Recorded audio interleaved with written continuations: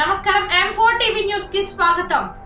M4 TV news m4telugunews.com website మరియు M4 Telugu news ఈ paper లో వార్తలు ప్రకటనల కోసం సంప్రదించవలసిన సెల్ నంబర్లు 9666650026 మరియు 9014163335.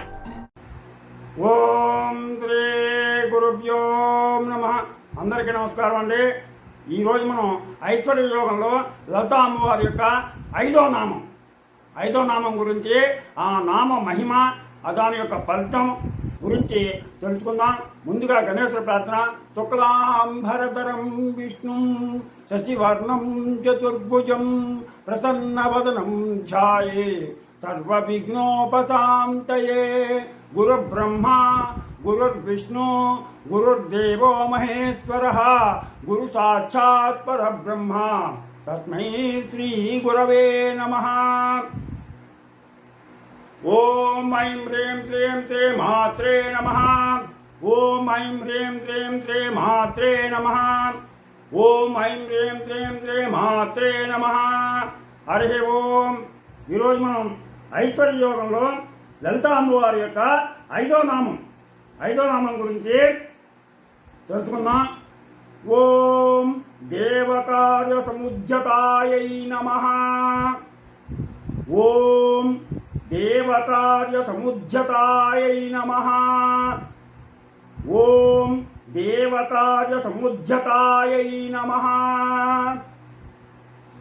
ఓం ఐం హ్రీం శ్రీం ఓం దేవకార్య సముజ్జతాయై నమః. ఓం ఐం హ్రీం శ్రీం ఓం దేవకార్య సముజ్జతాయై నమః.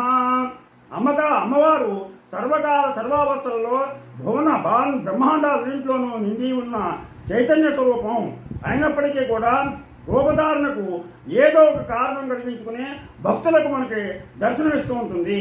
లోకంలో అధర్మం పెరిగినప్పుడు ధర్మ సంస్థాపనకు అమ్మ దిగి వస్తుంది అని చెప్పేసి మనకు బ్రహ్మాండ పురాణం తెలియజేస్తుంది.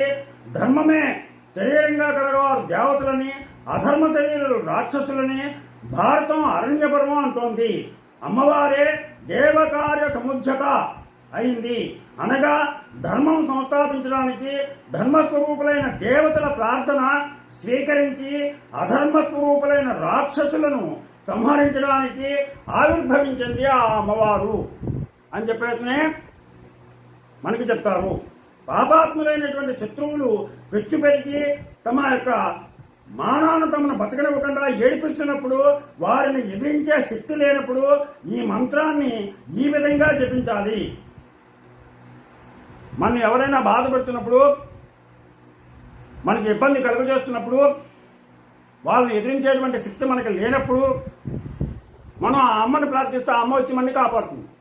ఈ మంత్రాన్ని వాళ్ళు పఠిస్తే కనుక ఆ అమ్మ తప్పనిసరిగా వచ్చి మనల్ని కాపాడుతుంది.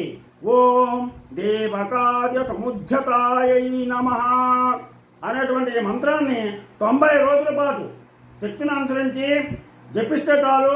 జపం చేసేటువంటి వారి యొక్క శత్రువులు మిత్రులుగా మారిపోతారు. శత్రువులు అప్పటి నుంచి అది పఠించేటప్పటికి ఎప్పుడైతే శత్రువులుగా ఉన్నారో వాళ్ళందరూ మనకి స్నేహితులుగా మారిపోతారు. సాధారణంగా ఈ మంత్ర జపం ఎవ్వరికీ కీడు రానివ్వదు, ఎవ్వరికీ కీడు రాదు. కనుక శత్రుత్వం తొలగిస్తుంది తప్ప శత్రువులను నాశనం చేయదు. శత్రుత్వాన్ని తగ్గిస్తుంది, వాడి మనస్సును మారుస్తుంది తప్పితే వాడిని నాశనం మాత్రం చేయదు ఈ మంత్రం. కానీ లోకకంటకులై ప్రజలను మరీ తీవ్రంగా బాధపెట్టే వారిని మాత్రం సర్వనాశనం చేస్తుంది. అది గుర్తుపెట్టుకోండి. శత్రుపీడ నివారణకు, ప్రశాంతంగా జీవితం గడపడానికి ఈ మంత్రం చాలా బాగా పనిచేస్తుంది. నిత్యం ఈ మంత్రాన్ని 27 సార్లు జపం చేసే వారికి ఎవ్వరితోటి కూడా భేదం రాదు. రోజు 27 సార్లు కనుక పఠించినట్లయితే ఎవరితోటి కూడా మనకి శత్రుత్వం రాదు. ఒకటి గుర్తుపెట్టుకోండి, అమ్మని మనం ప్రార్థిస్తే మన అమ్మని ఏదైనా అన్నాం అనుకోండి, ఆవిడ కోపం ఉంటుందా? మనం తప్పు చేసినా కూడా కోపం ఉంటుంది. అలాగే అమ్మవారు కూడా అంతే. ఒకవేళ ఏదైనా మనం పొరపాటు చేసినా, అమ్మ తల్లి నా వల్ల ఈ పొరపాటు జరిగింది, నన్ను క్షమించు తల్లి అంటే అమ్మ మనల్ని కడుపులో పెట్టుకుంటుంది. అందుకని ఈ మంత్రం మనకి ఫలితాలనే ఇస్తాయి. కానీ ఈ మంత్రాన్ని లలితా సహస్రనామం కానీ విష్ణు సహస్రనామం కానీ ఒకవేళ తప్పులు కానీ ఒప్పులు కానీ చదివినా, అక్షర దోషాలున్నా ఆ తల్లిదండ్రులు మనల్ని ఏ బిడ్డని కూడా వాళ్ళు బాధపెట్టరు. వాటిని సక్రమంగా జరిగేటువంటి జ్ఞాన శక్తిని మనకి ప్రసాదిస్తారు.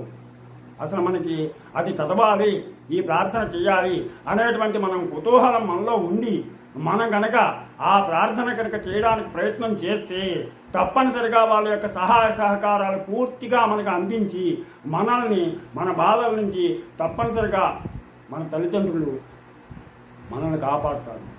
అందుకని అమ్మ ఎప్పుడు కూడా మనల్ని చల్లని చూపుతోటే చూస్తుంది. కానీ మన మీద ఎప్పుడు కూడా అమ్మకి కోపం రాదు.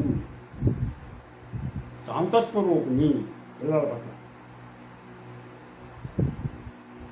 తమ యొక్క పిల్లల పట్ల ఆవిడ ఎప్పుడు కూడా శాంతస్వరూపిణి. భూదేవికి ఉన్నంత ఓర్పుతోటి తన పిల్లల్ని ఎప్పుడూ కూడా కంటికి రెప్పలా కాపాడుతూ ఉంటుంది. అందుకని మీరు నిర్భయంగా మీ యొక్క కోరికలు నెరవేర్చుకోవడానికి, లేదా కోరికలు లేనివారు కూడా తప్పనిసరిగా ఈ ఐశ్వర్య యోగంలో ఉన్నటువంటి అమ్మవారి నామాలు ఈ 230 చక్కగా ప్రతిరోజు కూడా రోజుకో నామం చెప్పుకుని చక్కగా శ్రవణం చేయండి. చదవలేనటువంటి వాళ్ళు శ్రవణం చేయండి, 10 మందికి తెలియజేయండి. మీరు వినండి, 10 మందికి తెలియజేయండి. వాళ్ళని కూడా అమ్మవారి కృపకు పాత్రను చేస్తారని ఆశిస్తూ, మీకు నా ఛానల్ కనుక నచ్చినట్లయితే సబ్స్క్రైబ్ చేయండి, అలాగే లైక్ చేయమని కోరుతూ మీ రాబాటం ఒకటి ప్రభావం.